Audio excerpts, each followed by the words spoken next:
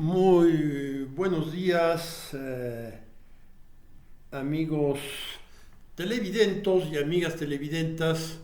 Muy agradecido su amigo Jorge Burques Rodríguez en contar con la audiencia de ustedes, la amable audiencia de ustedes. Miren, el día de hoy hay dos efemérides, entonces vamos a eh, hablar de dos cuestiones muy importantes. El video de ahorita y el video que grabaré después son videos sobre piedras. El de ahorita es referente a una piedra y el que sigue va a ser referente a otra piedra. Bien, otra piedra famosa, ¿verdad? Pues no puedo ir ahí. Las del pavimento, pues no, ¿verdad? Bien, miren, ¿qué pasa con un día como hoy? Hace 142 años, en la ciudad de Ulm, al sur de Alemania, nació uno de los grandes pensadores científicos y científicos de todos los tiempos. Nació Albert Einstein. Einstein, el apellido Einstein, es Eine, en alemán significa uno, y Stein, de ahí viene Stone, ¿verdad? Significa piedra. Entonces el apellido Einstein es una piedra, ¿verdad? Y eso, bueno, así se llamaba, ¿verdad? Los apellidos, los nombres tienen cierto origen, ¿verdad? Bien, y es interesante indagar en ellos, ¿no? Bien, miren, ¿qué pasó con él durante su juventud? Él nació en el año 79 del siglo XIX y hacia el año menos de 25 años después, en una situación semejante a la de Newton, ahorita voy a decir por qué. Él publica tres trabajos científicos que revolucionan toda la ciencia del tiempo, ¿verdad? La revolucionan, vamos ahorita a especificar un poquito más. Cuando Newton se va de exilio sanitario, como en el que estamos ahora, huye de la ciudad a una granja. En esa granja se le ocurren las principales enunciados de su teoría. En particular, unifica una serie de cuestiones de la dinámica de los cuerpos, ¿verdad? Newton fue muy honesto y dijo que se había podido alcanzar las estrellas porque con la ley de la gravitación universal se alcanzaban las estrellas, valía para todo el universo. Si había podido alcanzar las estrellas era porque estaba parado en los hombros de gigantes, ¿verdad? Gigantes, indudablemente,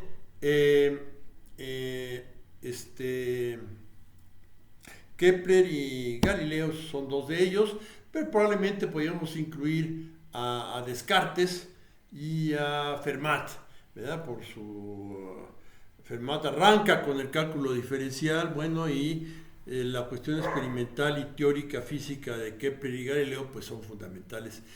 La idea de función en el caso de Descartes. Todo esto es muy importante para fundamentar la nueva ciencia, ¿verdad? Esto lo dice Newton y también lo reconoció Einstein, ¿verdad?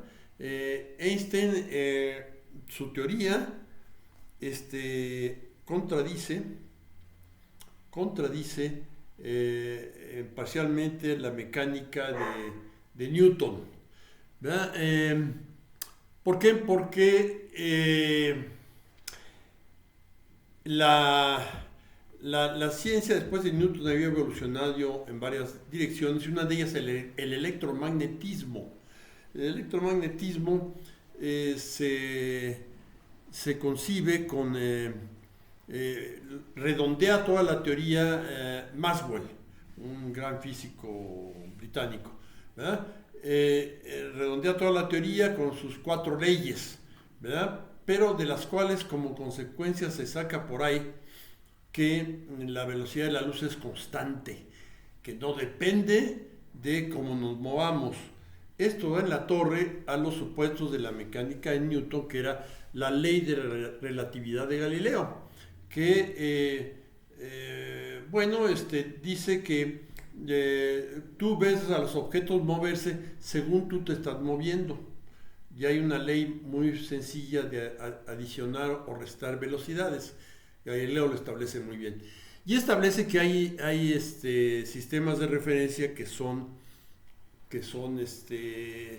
inerciales, no hay fuerzas, y sobre los cuales teoriza Newton, ¿verdad? Pero esa cuestión de que la velocidad de la luz fue una constante movía todo, ¿verdad? Porque ¿a poco no depende de cómo te mueves, ¿verdad? Bueno, sobre esto hay varias cosas que suceden después de Maxwell. Las correcciones a ciertos fenómenos ópticos que analiza un gran físico holandés, Lorentz, puede arreglar las cosas con una serie de modificaciones que se llaman las transformaciones de Lorentz, que aparecen mucho en las formulitas de la relatividad de Einstein. Bien, también Henri Poincaré critica cómo bajo la óptica newtoniana si aceptamos unas cosas se nos descomponen otras. Le saco la vuelta a esto porque es un poquito, se me metería en explicar esto. Le saco la vuelta, pero varios de los hechos, si los aceptamos, descomponemos otros.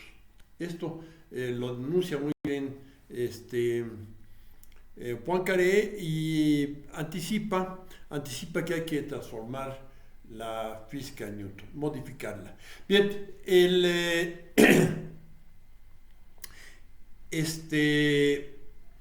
igual eso lo hace su mecánica, la enuncia Newton en 2 años. Y Einstein en 1 año, aquellos 2 años se llamó años admirables. Einstein en 1 año, 1905, saca 3 trabajos de investigación que cada uno de ellos modifica todo, ¿verdad? El efecto fotoeléctrico, movimiento browniano y la teoría de relatividad especial. La teoría de la relatividad modifica a fondo la mecánica de Newton. El movimiento browniano da pie a la física estadística y el efecto fotoeléctrico justifica algo paradójico que había con la luz, ¿verdad? La naturaleza corpuscular o ondulatoria de la luz, que es algo muy interesante. Nomás lo digo, no voy a entrar a fondo. Bien, entonces eso, ambos tienen gigantes previos que nos ayudan a alcanzar lo que alcanzaron. De la relatividad especial surge por ahí una fórmula que dice que la energía es igual a la masa por la velocidad de la luz al cuadrado. La energía contenida en una materia con masa m es igual a esa masa por la velocidad de la luz al cuadrado, que en su momento salía por ahí, pero luego sirvió para cuantificar qué tanta energía nuclear se podía sacar de un pedazo de materia. Por eso se le echa la culpa a Einstein de la bomba atómica, y tuvo que ver, pero no en este sentido de las teorías que él generó. No, la bomba atómica tiene más que ver con la física cuántica que con la relatividad. En la física cuántica es otra gran revolución que surge poquito antes que este año admirable de Einstein, y que va a lo muy pequeño, al núcleo del átomo, al movimiento del electrón, a lo muy, muy, muy pequeño, a la pregunta que hay dentro del núcleo del átomo, porque el núcleo del átomo es paradójico, ¿verdad? un chorro de carga positiva que no se repele, que es corpuscular y no se repelen entre sí. Ahí hay una cosa muy difícil de explicar y entonces muchísimos científicos, fácilmente unos 30, 40 de 15 países del mundo, se reunían muy seguido en Bruselas y en Copenhague y durante 30 años se esforzaron en ir poniendo una piedrita acá, otro ladrillo aquí, y fueron construyendo la teoría cuántica, de la física cuántica. De 1900 a 1930 ocurre eso. Bien, ahí participa Einstein y la teoría sobre el efecto fotoeléctrico es fundamental para toda la teoría cuántica.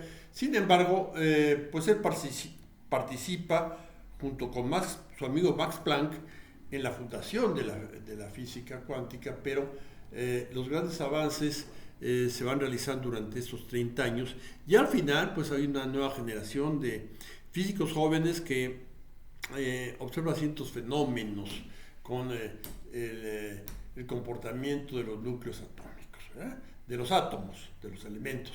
En particular, ahí participa Einstein y estos científicos son de 15 diferentes países, que diríamos Estados Unidos, Canadá, Inglaterra, Francia, Italia, Holanda, Bélgica, Suiza, Alemania, Austria, Hungría, Polonia, la Unión Soviética, Japón, son 15 países más o menos, ¿verdad? Suecia y Dinamarca, ¿verdad? Son muchos.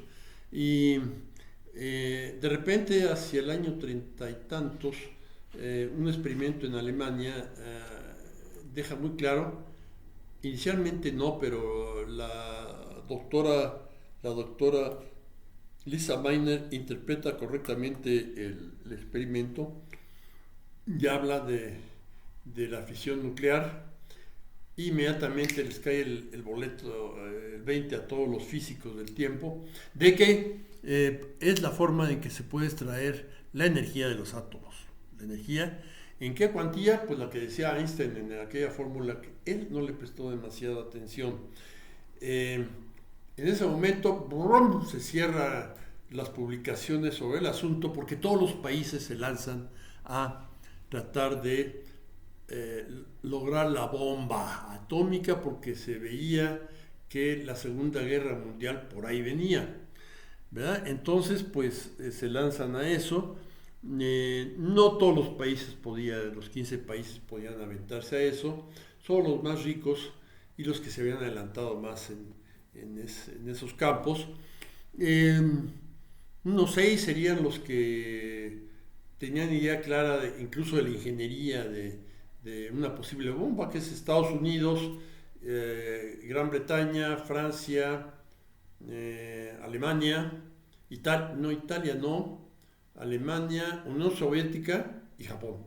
Solo esos 6 podían tener la industria suficiente, como la planta industrial suficiente para aventarse a eso. 6 países de los 15, ¿verdad? Decíamos Estados Unidos, Gran Bretaña, Francia, Alemania, Unión Soviética y Japón, ¿verdad? Y se lanzan y se espían, se meten zancadillas. Por ahí a los soviéticos se les escapa un artículo que resulta vital por ahí, pero básicamente hay una cerrazón, una censura muy fuerte sobre los trabajos científicos, sobre la ruptura del átomo, la fisión nuclear. Esto avanza, inicialmente son esos 6, pero ¿qué pasa? Inglaterra, Gran Bretaña se une al proyecto norteamericano, Francia es invadida y derrotada, sale fuera,